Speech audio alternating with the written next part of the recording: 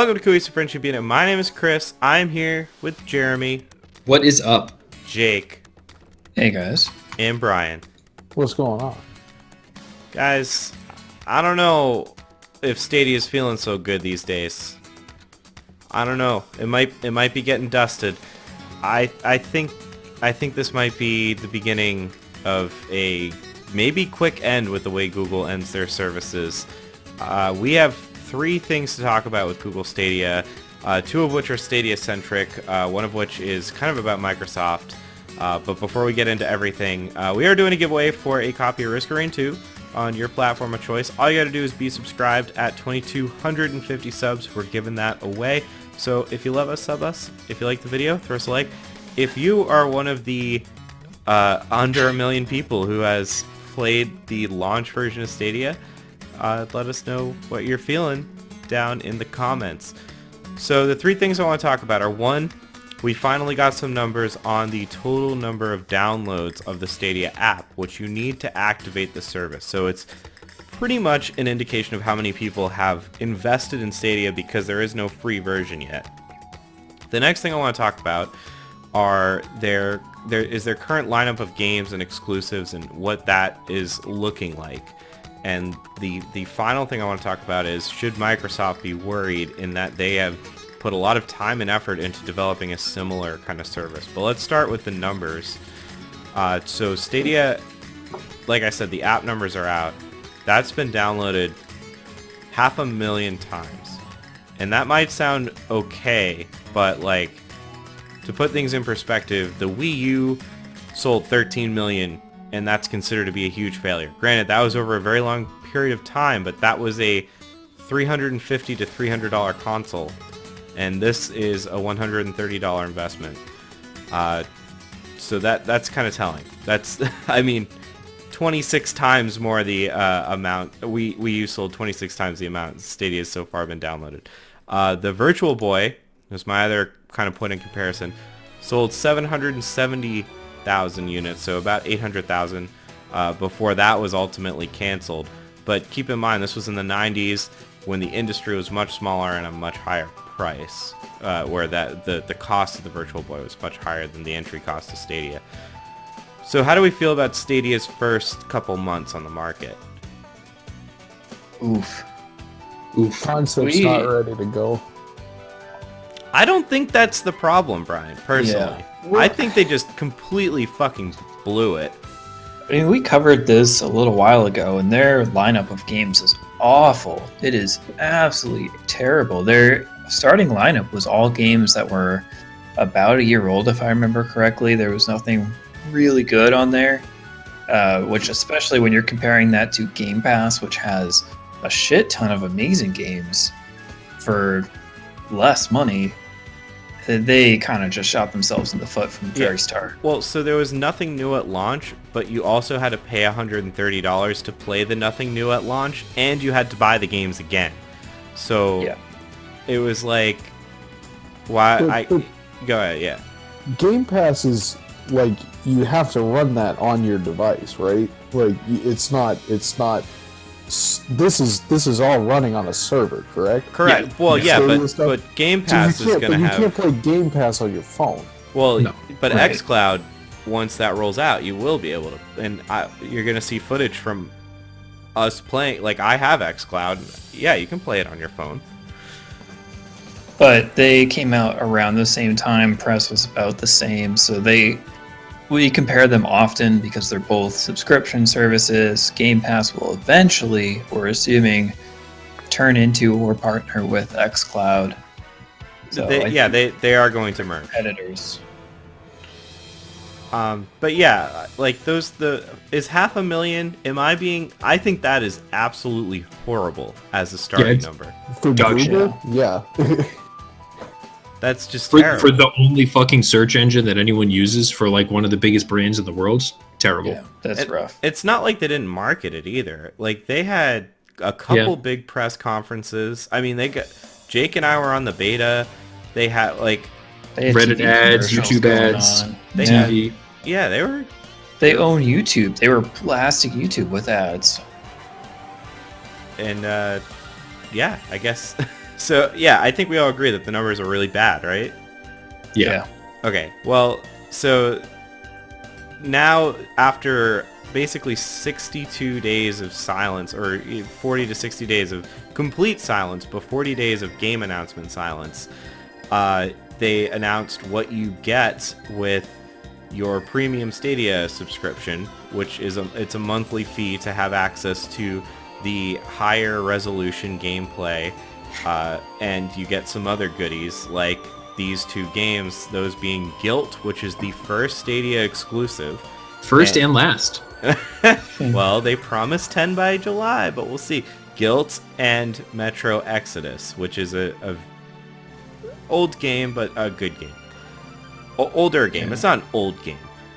And I just was thinking of, I mean, we can talk about Guilt a little and what we see in the trailer, but I kind of wanted to compare that to what you get with PS Plus and Xbox Gold, which is about $60 a year, and you get really, really good games with those. You usually get about 4 games on Xbox Live Gold, and you get a couple games on PS Plus, but they can be like first-party games like Uncharted or Bloodborne. And I was just wondering if we felt that these were stacking up as the first round. And again, these aren't really even monthly. There's no official rollout. Not even close. Lineup sucked. So I do have a lot of thoughts on Guilt, but like Tequila Works, who's developing or did develop Guilt, have made great games in the past, but this is no comment on the games they've made, but they are not at the same level as a lot of the other high budget titles that are coming out, like Bloodborne and some of the Microsoft exclusives. Outer Worlds, Yeah, which was this is effectively in a triple A. Outer Worlds. I mean, Outer Worlds is a good comparison because they're almost, I would say, like the AA category. They're not a AAA developer, but they're pretty big.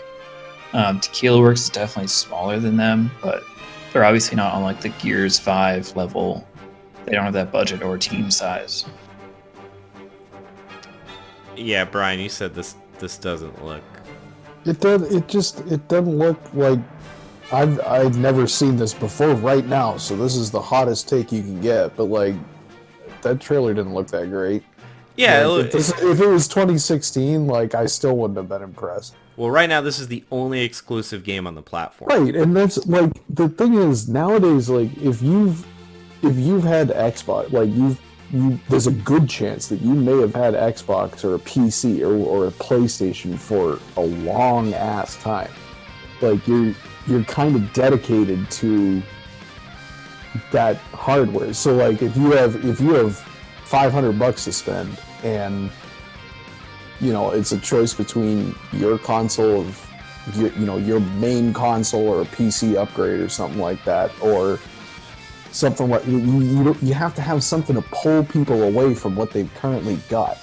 And because we're into 30 years plus of like video games being a mainstream thing, like you have to have the pull, and this just isn't. It's not impressive enough to warrant. What do you say was $130? Like, Well, that's for the controller and the Chromecast Ultra and all that. But then there's like a monthly fee, which does, and these are the which games adds up really quick. And you have to buy the games, right? Well, so these you get with your monthly fee, but yeah, you will have to, like, if you want to play Red Dead 2 on this, you have to buy it. How much is the monthly fee?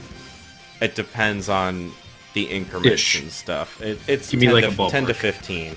So for $10 to $15 plus $130 cost of entry, you can play Guilt, or for $3, you could play The Outer Worlds day of release and all the other games that were available on Game Pass, which were like a lot, Gears 5, etc., etc. So Or it you could- is not. It's $10 a month. Sorry, What is? Stadia but Premium. Oh, okay. In 2 years, if you have this for 2 years, you spend $240, and I put my PC together for less than that. And So that and once you stop paying that subscription fee, like the games are gone. You don't Well, have them. You can't play them anymore. so you get the. I'm not sure how these will work because this is very new. This is new as of like a couple days. But for the games that you buy, you will be able to play in 1080p. Right, but if you stop, so even if you don't pay the subscription service, Yeah, like so they're gonna host that game on their hardware yeah, they're gonna host it indefinitely. at 1080p, but that free version has yet to be rolled out yet and has yet to be talked about since they said it's coming. And that's a similar experience to what Jake and I had. We had when we were in the beta, it was a 1080p experience. Yeah, Too much and fucking it looked around. good. Like I'm surprised that it failed, but before Guilt, I want to add a couple more thoughts because I never played Psychonauts, but the Guilt trailer gives me a lot of Psychonauts vibes. And Psychonauts is not really a kids game, but Guilt seems to strike me as a younger Yes. generation Like game. teenager game. Yeah, teenager, which I don't know if that's kind of the demographic that they're going to start targeting, but that does not seem like the right way to go. Like, if you're trying to target people that don't have a lot of money, maybe are trying to get their parents to subscribe to this for them, this is like the most expensive subscription service you can get. I don't get that. You And talk about Google being like the biggest company in the world, and they own things like YouTube, which is one of the biggest gaming platforms in the world. Like, you could have had an ad with a Red Dead trailer, and you could have clicked a button and started playing Red Dead 2 for, 30 minutes. And if you like it, you could have bought it. It could have been so cool. But yeah, But it's a lot of commitment on their end, and they're like, part of being so big is they have to think about all the different shit. Like you can't devote. I'm sure they could stream games to you in 4K. Like they have the grunt to do that, but it would mean like that was all they did, and they don't like. Unless they know it's going to be a success, they don't really kind of go whole hog. It's just like they kind of try things out, and if it works, they go further with it. Gmail. Email was around in 2005, but they were like, okay, email works. Everybody has email, but we're going to come out with something that's better. And now, it's one of the most used email they're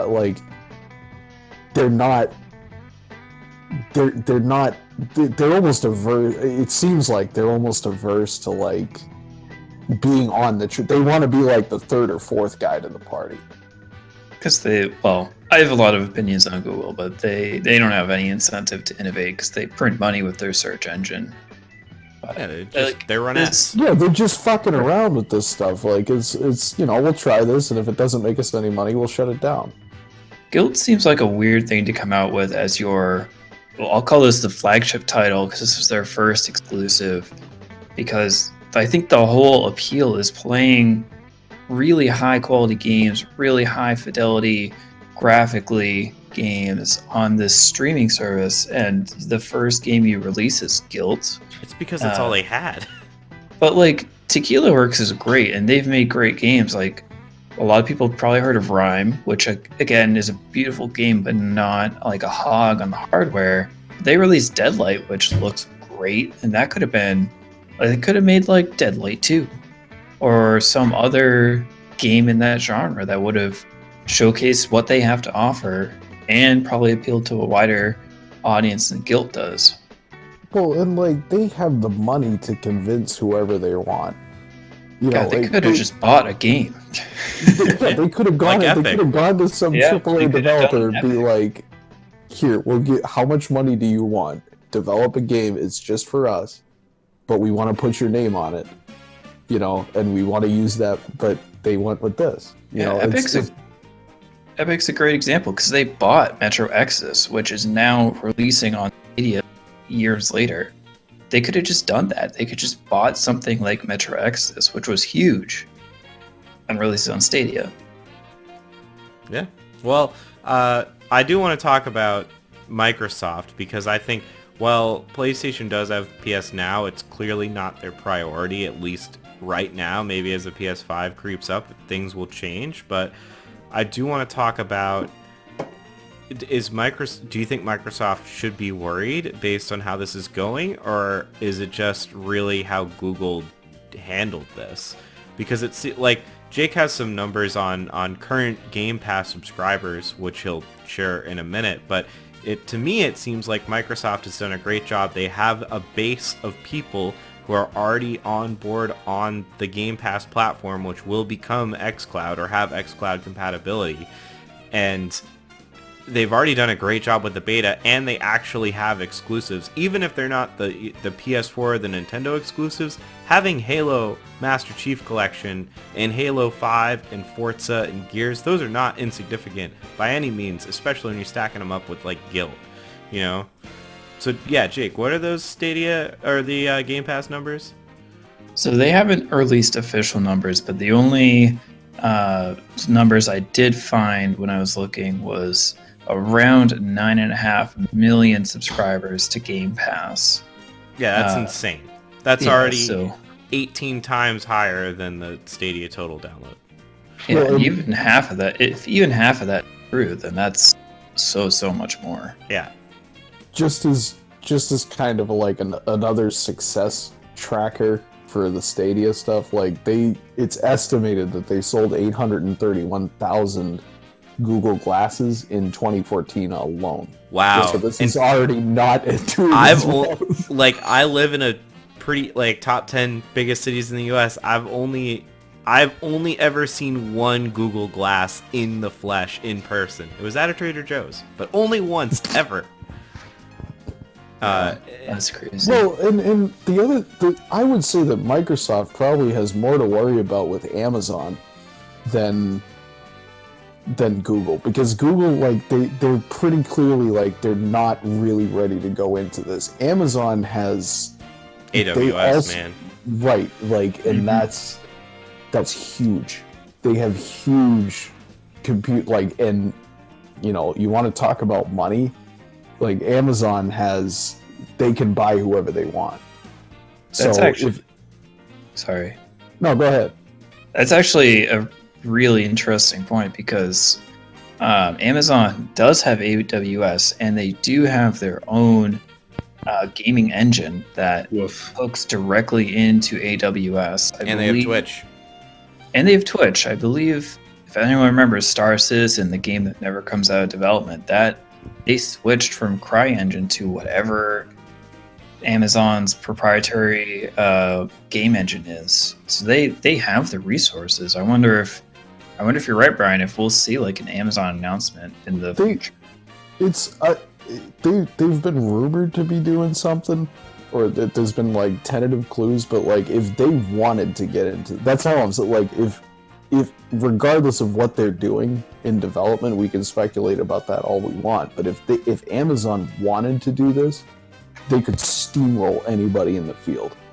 I mean, relative to Google, I think Microsoft's in pretty good shape. You know, they've bought all of these smaller companies that must have had some promise to them.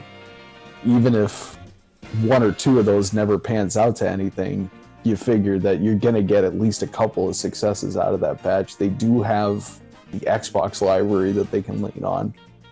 And I just think Microsoft, they're better set up for it. They have more first-party stuff. Yeah. They're also they're an established brand. Like, I think it's a lot easier to convince someone to like, oh, hey, like you should try xCloud or you should try the Microsoft Game Pass, because they're already used to buying Microsoft products for gaming. Like there's just a level of buy-in there that like you don't have with Amazon or Google, because for instance, if you paid the $130 to do this stupid Stadia shit and it ends before the end of the year, that's $130 wasted, right? And you're never going to get that back. You're not going to be able to play those games. The $130 lasts 3 months. Oh, I thought that was the whole service. The Chromey shit. Yeah, you need the Chrome thing and all the other shit. Yeah, whereas with the Microsoft thing, like you have some confidence that like, you know, Xbox as a brand isn't going to be gone tomorrow. It's not doing great, but like it's in the video gaming ecosystem. Also, you probably have like a gamepad of some sort and a phone, which is really all you need. Like, you don't need a Chromecast to play xCloud. You don't need an Xbox, you know? You need a phone. Yeah. And to play Stadia? No, to play xCloud. Like realistically, there's no buy-in. You probably have everything you need to play. The transition for a lot of people into Game Pass is really easy. I know none of us really are console gamers, but I have a lot of friends at work who play Xbox, and they're already used to paying like $10 a month for Xbox Live. Yep. Game Pass Ultimate is $15 a month, so you get your Xbox Live plus an additional benefit, plus you have all the hardware you need. It's just you roll right in. The value proposition is super easy, whereas Stadia was like your cost to entry is wicked high, and you don't really get anything for it. It's easy to justify $5 more a month to something that you already spend $10 a month on. It's a lot harder for, I think, psychologically to say like, oh, and then $10 extra to some new thing. You know what I mean? And that's for the privilege to buy the game. That's not even like a library that you get. Yeah, we all got Game Pass, and we're like, well, we could play Outer Worlds, and we could pay for Game Pass for like 6 months before the value proposition isn't making out anymore. But we all did it because it was that easy. Yeah, but the fundamental problem with all this stuff is you run into the I've paid for this for 2 years, right? That's $240. I could have built a PC for that money and played most of these games for free for the same amount of time, and like once you buy it, that's a whole nother discussion. But the fact that you can't discount the fact that PCs and consoles, like in terms of capability and ease of use for gaming, like if you have a PC, you get Steam, and then there you go. Effectively, once you get that, you have a console. It's all right there. It's all taken care of through that interface. You don't have to fuck around with anything if you don't want to. Like, you have to think about that, because any reasonable person, after paying for this for 3 years, 4 years, 4 years, you're talking $500. And for that much, if you had just put that up front, it's not that easy of an argument to make, and without having the first party stuff, without having the exclusive stuff that people actually want in your stable, you're just making the argument that much harder. I agree, 100%. Well, but it sounds like in general we think that Microsoft is in a much stronger, or they are doing a much better job in the process of rolling this out. Well, they dedicated to it. They bought a whole bunch of studios. Like they said, this is, whether they didn't come right out and say it, but what they're doing with their money is saying, we want to get into this. We want to make a serious commitment to this, and become a first party developer, kind of on the likes of Sony. We have some of it. We have with Halo and whatnot, but we want to expand that. We want to expand the range of stuff that we put out, because it makes sense to us. With Google, it's like, everybody else is kind of doing this, so we'll see what we can do. Yeah. But you have to have more of a commitment that like, this isn't a market that you could just kind of go into with the mentality.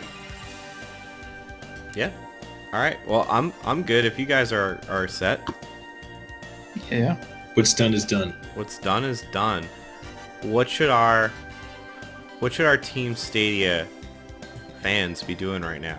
Brian, should they be heading down the comments, letting us know what's up? The Team Stadia fans, they seriously though, like if you're into this and you think that this is going to be a good idea, and like this is something that you would pay money for month after month, let us know on that, because it's kind of an interesting discussion.